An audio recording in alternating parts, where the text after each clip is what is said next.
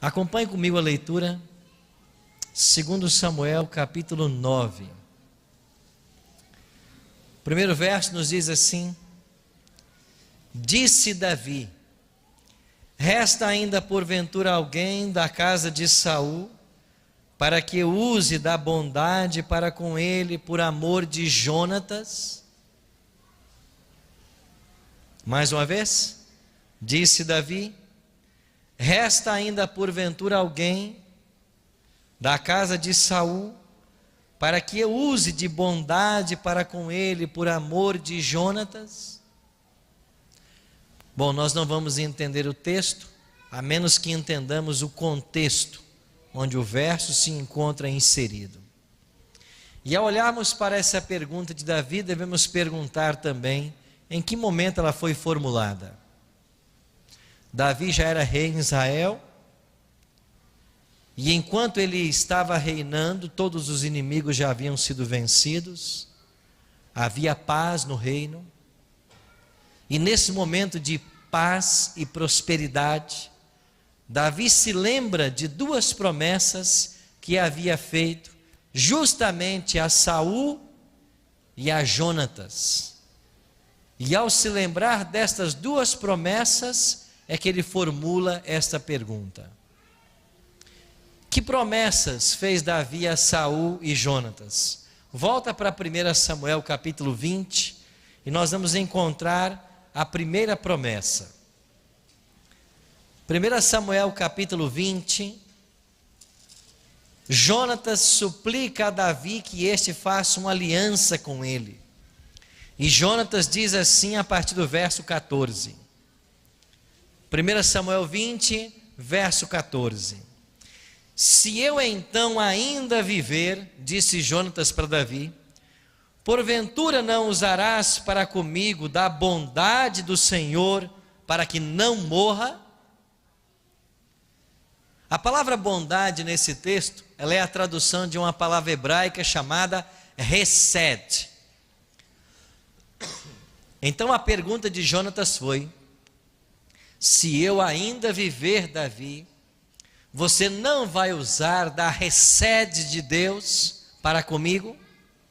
E essa palavra hesed também pode ser traduzida como graça. Na minha versão, traduziu-se como bondade. Jonatas continua, verso 15: nem tampouco cortarás jamais da minha casa a tua hesed, nem ainda quando o Senhor desarraigar da terra todos os inimigos de Davi. Assim fez Jonatas aliança com a casa de Davi, dizendo: vingue o Senhor os inimigos de Davi.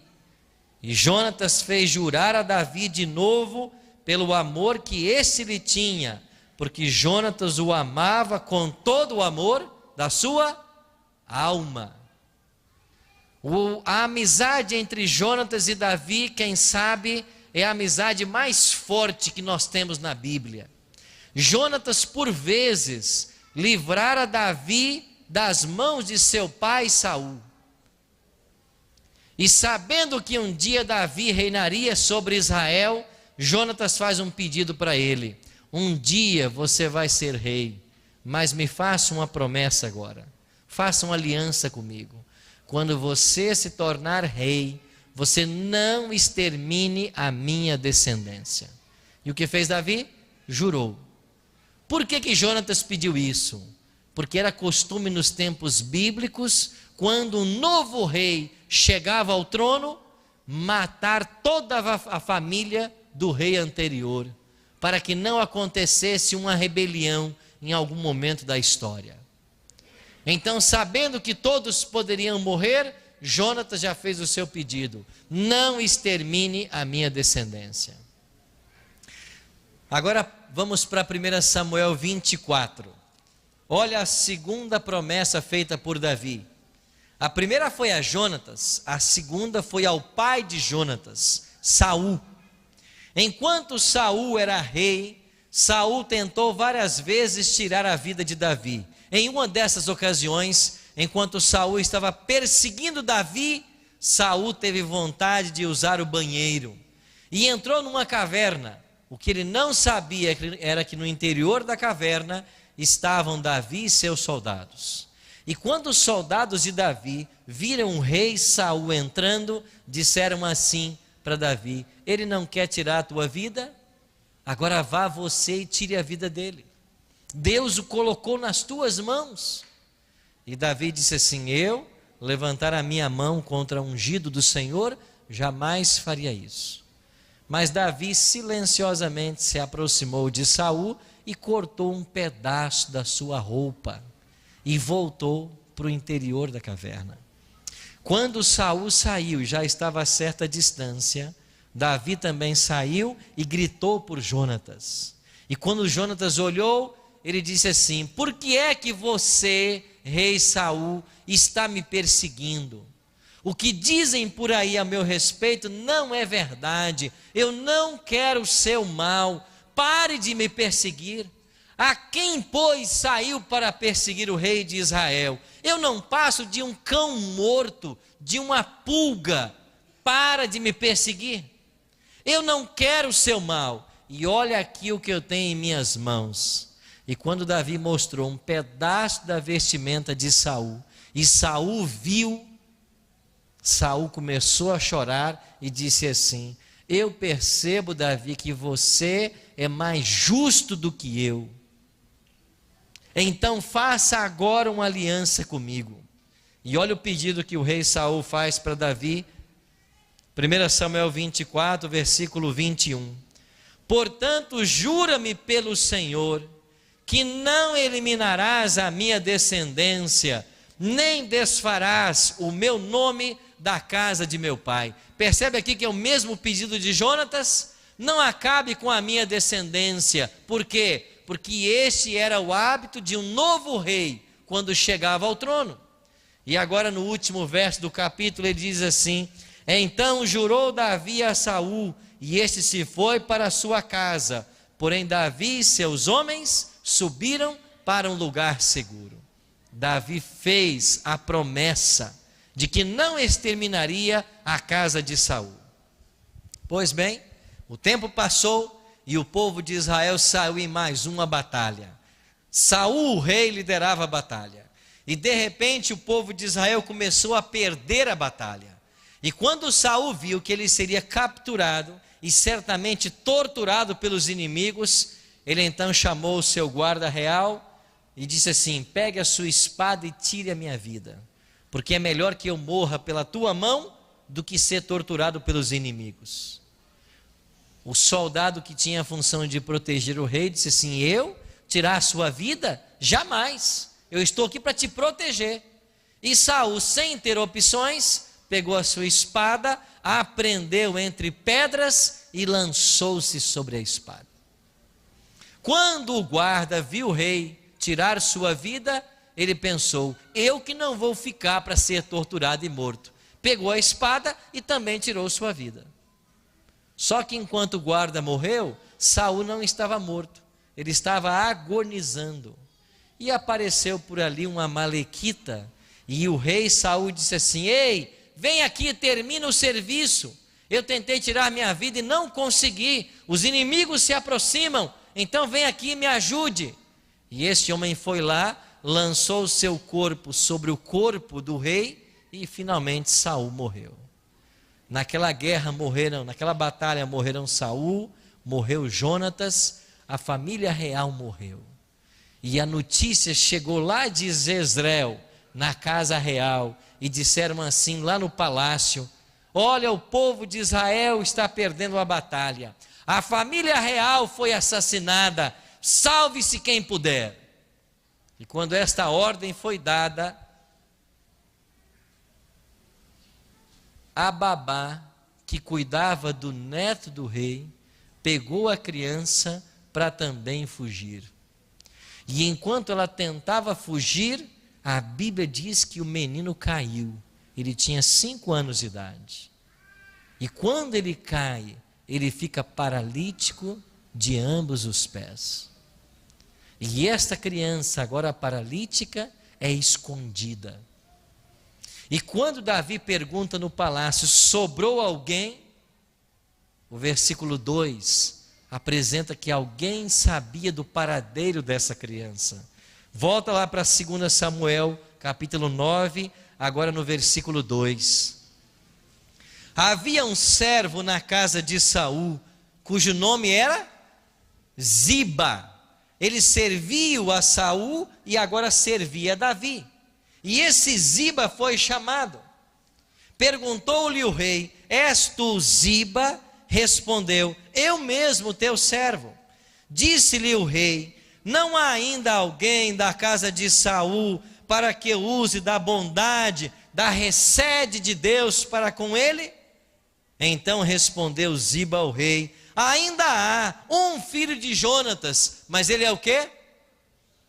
Aleijado de ambos os pés. Você percebe o preconceito na fala de Ziba? Mais ou menos ele estaria dizendo o seguinte: olha, rei, está perguntando se sobrou alguém? Sobrou sim, mas aquele que sobrou, ele não combina com o palácio real.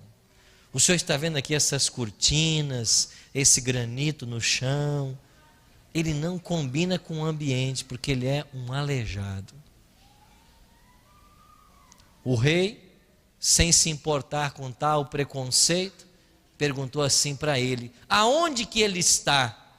E Ziba, que era muito bem informado, o fofoqueiro da corte, disse assim: olha, ele está lá na casa de Maquir, filho de Amiel, em Lodebar.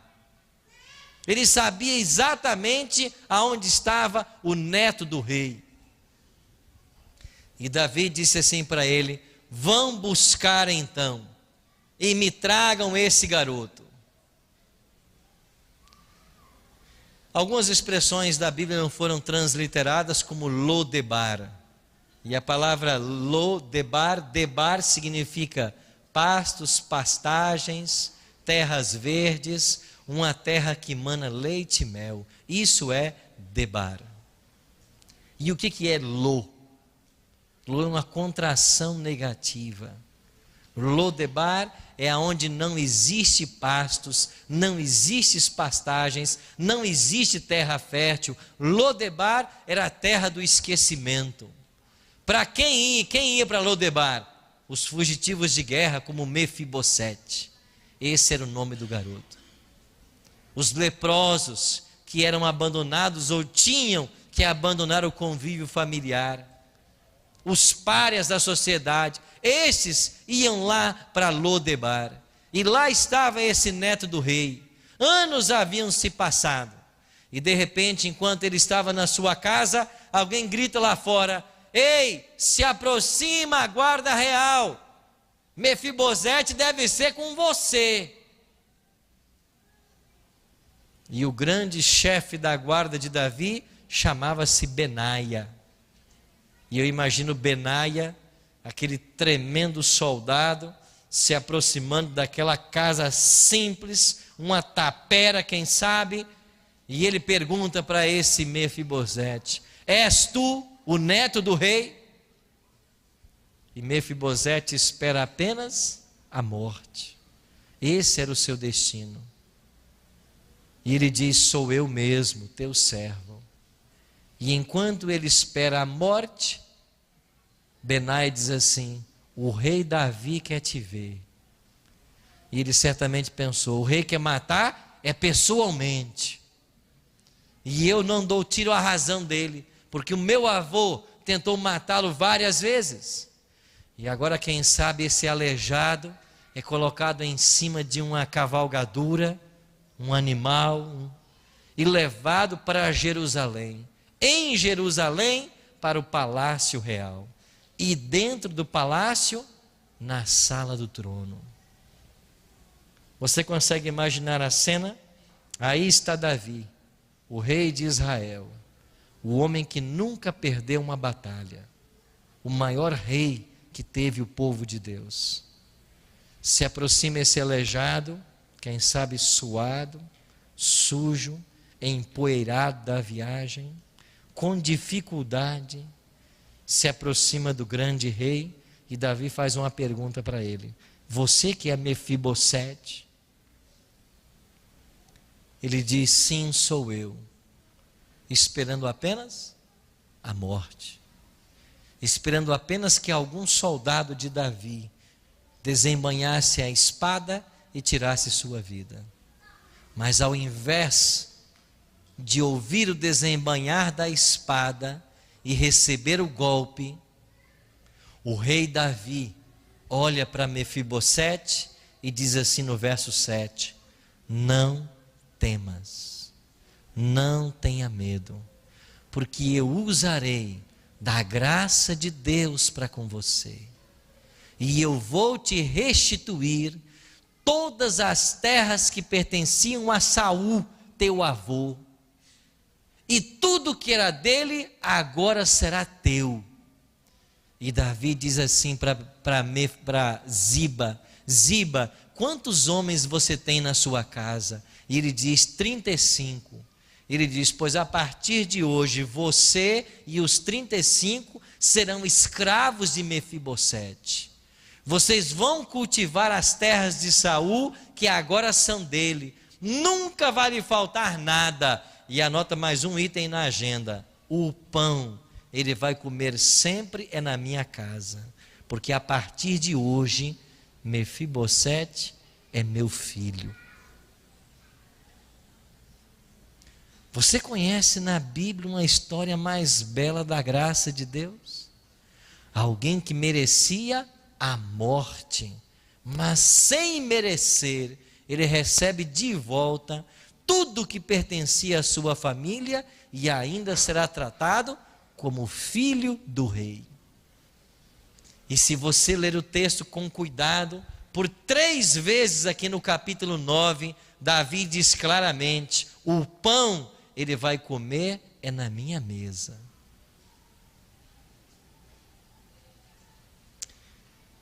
Eu queria que você imaginasse a cena. A mesa do rei é posta. Tudo está pronto para a refeição.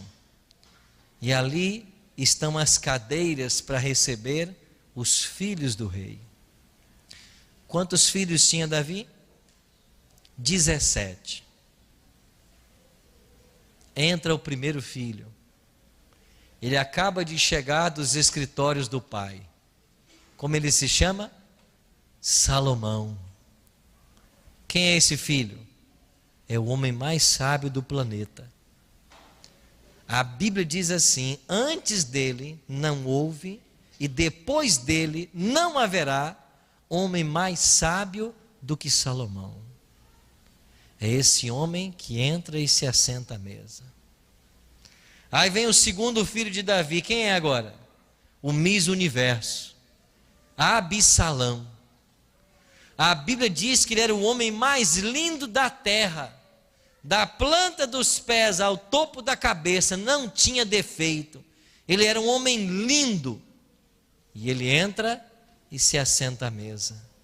À mesa, além dos filhos, também se assentavam os valentes do rei. E sabe quantos valentes tinha Davi? 37. A Bíblia menciona cada um por nome. Um deles, certa feita, estava guerreando pelos exércitos de Davi. E de repente o exército foi desbaratinado e ele se viu sozinho. E quando ele percebeu que ele estava sozinho no meio dos inimigos, ele pegou sua espada e disse assim: eu vou lutar pelo Senhor e por Davi. E sozinho naquele dia, ele matou 800 homens. Quando deu o pôr do sol e a guerra tinha que ser interrompida, a espada não caía mais das suas mãos. Ela havia entrado dentro da carne de tanta gente que ele matou por sua lealdade a Davi. É esse tipo de homem que entrava e se assentava. Agora chegam mais 3 valentes. Sabe qual é a história deles? Um dia eles estavam perto de Davi e Davi mencionou para si mesmo: eu estou com uma sede, mas eu não queria dessa água aqui, eu queria daquela água do poço de Belém, porque aquela água lá tem um teor diferente, ela tem um sabor, ela tem um pH diferente. Os 3 ouviram e um disse assim: o rei está com sede, vamos lá em Belém buscar água para ele? O outro disse assim: você se esqueceu que os filisteus estão acampados em volta do poço? O terceiro disse assim: e daí? Os 3 foram lá, entraram dentro do acampamento filisteu, mataram quem preciso foi, encheram a vasilha com água e trouxeram para Davi. E disseram: Davi, aqui está a tua água. E ele disse: que água é essa? Lá do poço de Belém. Mas lá não estava cheio de soldados inimigos? Como é que vocês entraram lá? A gente foi lá, quem não deixou está morto. Quem não entrou na confusão ficou por lá vivo. Mas a sua água está aqui. Sabe o que fez o rei? Ele pegou a água e derramou no chão. E disse assim: eu beber dessa água? Jamais. Mas eu louvo ao meu Deus pela fidelidade dos homens que eu tenho. É esse tipo de homem que entrava e se assentava. E quando a mesa estava posta, todos já estavam no seu lugar. Alguém tentava pegar um pão e o rei disse: ei, espera um pouquinho. Nem todos estão à mesa. E eu fico imaginando que os filhos se olharam assim: mas pai, todos já chegaram. E Davi disse: não, falta um. Falta Mefibosete. E quando Davi diz assim: falta um, no palácio real ouve-se sons surdos de uma muleta que se aproxima. É Mefibosete. Ele vem com muita dificuldade. E quando ele chega à mesa, ao lado de Davi, com dificuldade ele sobe na cadeira.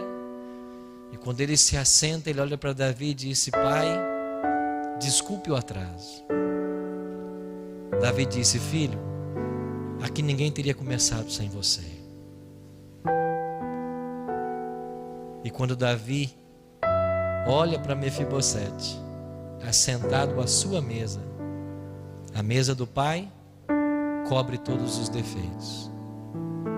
A mesa, ele não é mais um aleijado, ele é filho.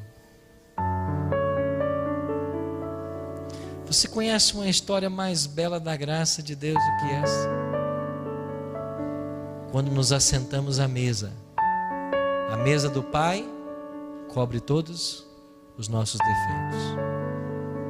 Nós não somos estranhos e peregrinos. Nós somos filhos. Porque a recede de Deus nos alcança, nos perdoa e nos transforma.